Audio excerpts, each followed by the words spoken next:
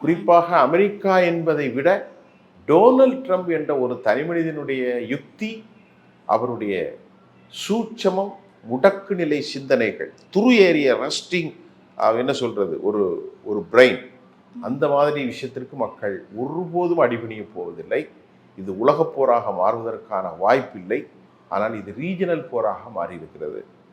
ஆனால் இது வெகு விரைவில் நிறுத்தப்படாவிட்டால் உலகம் பெரும் சிக்கலை சந்திக்கும். அந்த வெகு விரைவு எப்போ, என்னைக்கு, எத்தனை மணி நேரத்தில் என்பதை இந்த உலகத்தில் எந்த சக்தியாலும் ப்ரெடிக்ட் பண்ண முடியாது. எப்போ வேணா அது மாறலாம். அப்படிதான் இருக்கு. எப்போ வேணாலும் மாறலாம் இல்லை, எப்போது சமாதானம் ஏற்படும் என்பதை யாராலும் கணிக்க முடியும். அதற்கான வழி என்னங்கிறது தெரியல.